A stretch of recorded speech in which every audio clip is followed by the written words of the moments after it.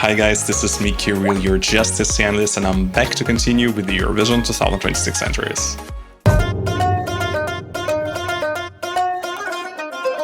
Today we're continuing with the most successful ex-Yugoslavian country of the last 5 years, and it's Croatia. Let's say 15 years ago, Serbia was by far the strongest, Bosnia was such a strong country as well, Croatia was rather middle range, but in the last 5 years, Croatia definitely found this weird recipe to success, and I say weird because their most successful entry, Rim Tim Tagidim by Baby Lasagna, was initially not even selected for their national selection Dora and was only in the backup list.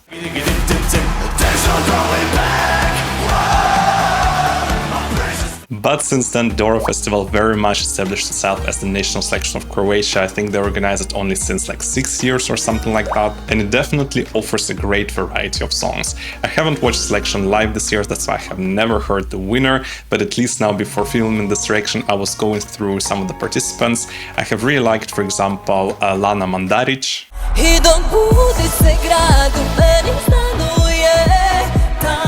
And I think Stella Rade has also brought a great old-school Balkan ballad.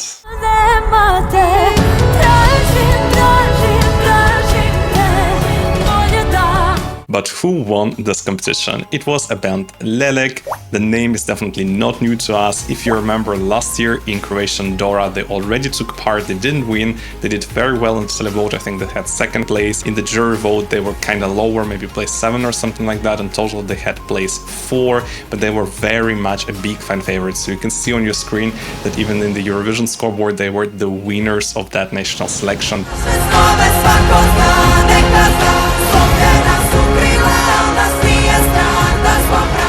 That entry was written by Filip Lakovic, who is also one of the composers of their this year's entry, Andromeda. But apart from Filip, this year the girls collaborated with Zoria, whom you might very well remember from the Serbian selections, where she did so well 2 years in a row.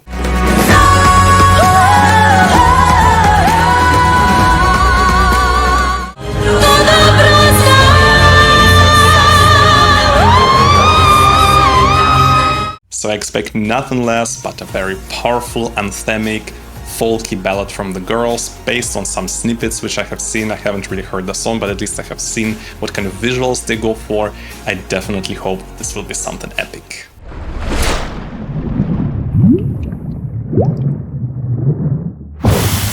As usually, I will start with the studio version. This time we're even blessed with an official music video, and afterwards I will continue with their live performance from the Croatian national selection Dora. So let's go.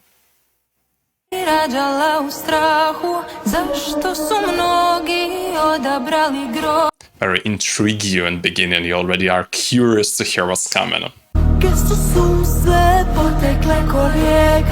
Definitely sounds almost religious, almost like a prayer.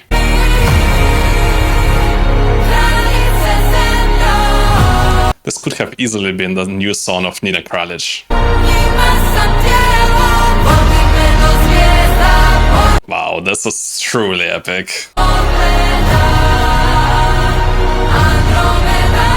I'm sure girls will destroy Eurovision stage. This is really amazing, and it's made for big arenas.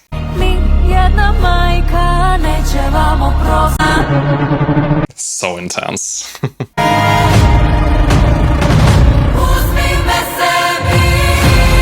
Key change, great. It has so much potential for an amazing station. This very much also gives this world music feel, just like Latvian entry last year.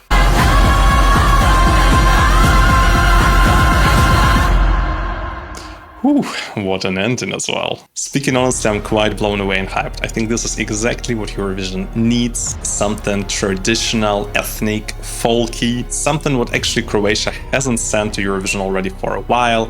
I for sure remember in 2014 they had quite ethnic entry Miseria.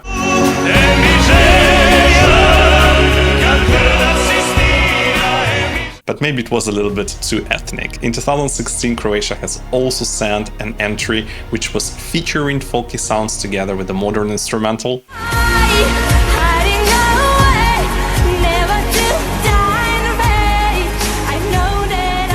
That song didn't do as well as predicted, but I think mostly because of the live performance. And in the last 5-6 years, we also had actually a couple of very strong contenders to represent Croatia in Eurovision with this super nice folky touch. For example, Nina Kraljic herself wanted to do a comeback, but we also had a great band, Harmonia Dissonance.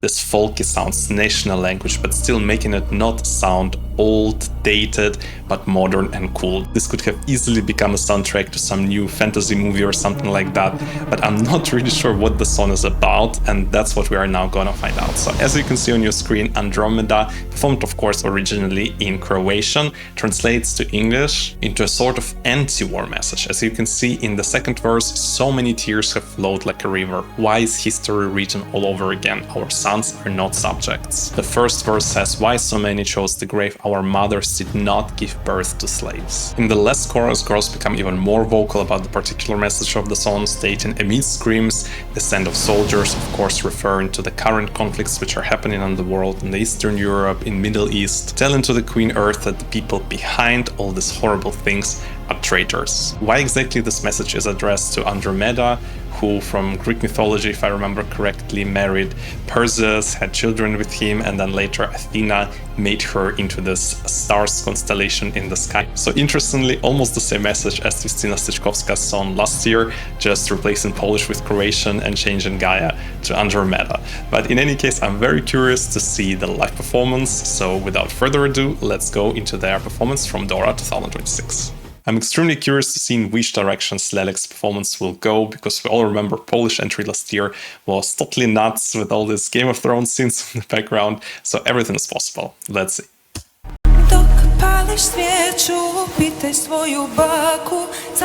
So we have very similar facial makeup which they had in the official music video. I think it's a cool way of incorporating traditional Slavic symbols into the live performance and to just make the audience around the world being curious what their meaning could be.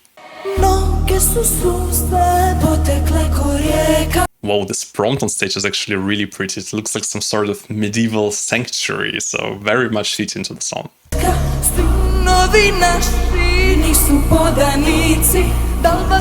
Oh, this was just background visual. Unfortunately, it's not really standing on stage. Well, they have time for Eurovision to really bring it there. I think this would be super cool to have this kind of temple structure just occupying the stage in Vienna.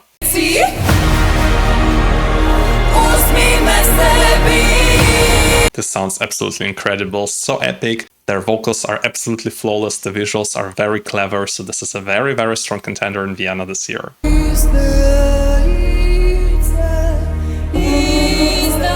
I think maybe this particular member of the group was somewhat sick or nervous on the day, I'm not sure, but when they sing all together, of course, it's absolutely stunning. This visual with the stairs is very effective. I love that they keep showing the Slavic symbology on the screens. It for sure has some meaning. If you know, please let me know down below in the comments.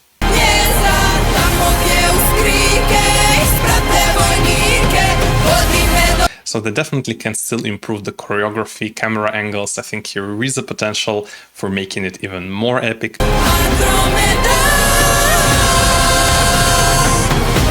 That note was a little bit tight, but they still have time to practice.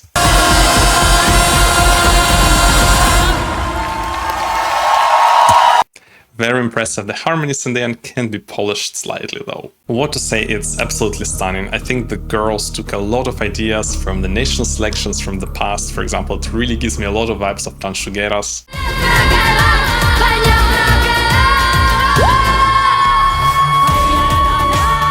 They definitely got inspired by Latvian entry from last year, entries of Nina Kraljic, Zoria. They just took all those concepts, brought them all together, polished their vocals and brought this amazing product to us, which sounds so epic and so cool. It might feel somewhat intense for some of the viewers, but I'm still very optimistic about this one. But now let's take a look how Croatia was actually getting ranked in the last 5 and 15 years by juries, by televoters and an overall. And as you can see, even though Croatia won their semi-final in 2024, they are still ranked only 12th in the last 5 years in comparison to all the 15 countries taking part in the semi-final 1 of Eurovision 2026. If we look only at the televoting, it gets a little bit better. They're ranked 11th out of 15 countries. But if we take a look at their 15 years average, their jury score average, they're always ranked somewhere between places 11 and 13. So in general, Croatia is not a country which usually qualifies. However, this year, I think it's such a powerful entry already. This performance, just 1-to-1, even with the same vocals on Eurovision stage, I'm sure would have pulled Croatia to the Eurovision final. But how did Eurovision fans respond to this ethnic, folk-inspired entry? So as you can see on your screen, Croatia is 4th, so actually with quite a comfortable gap to place 5, not too far away from top 3, which kind of taking into account that we have only 14 countries in this list, leads us to the conclusion they might be somewhere around place 12, 13, once all the countries have picked their songs. The song is obviously much heavier than the current top 3 of the Eurovision fans, but I think this will be something what will fascinate a lot of people during the live broadcast. Surprisingly for me though, bookmakers are kinda sleeping on this one. So as you can see on your screen, Croatia is ranked only 20th, below Romania, Latvia, Switzerland, Armenia and Luxembourg, but above Serbia, Germany, Belgium, Georgia and Czechia. I think this placing is very much not realistic. It kind of resembles the position Nina Kradic had in the final of Eurovision 2016, which makes sense, the songs have similar vibe. But with Nina Kradic, we didn't know how the live performance will look like, how the vocals will sound like up until Eurovision. In this case, we already have this safety card in our hand, so I would bet that Croatia will be at least in top 15. Croatia, unfortunately, again was drawn first semi-final, which again is stronger than the second one. Croatia will perform in the first half, but Baby Lasagna a couple of years ago also was in the same spot. He still managed to win the semi-final, and I'm sure this will not be any kind of obstacle for Lelek to get into the Eurovision final. What an amazing entry from Croatia this year. Croatia and Greece, whom I both have listened to, both took this kind of folky, ethnic-inspired approach, but what kind of different route they both took. I'm very curious to see which one will pay off better. At this point of time, it seems that Greece has a better shot, but I really hope that Croatia with some cinematic, epic, mind-blowing staging will surprise us and maybe even will fight for the victory. If you have liked my short analysis, definitely leave a like, subscribe to my channel and stay tuned for the next one. Bye bye.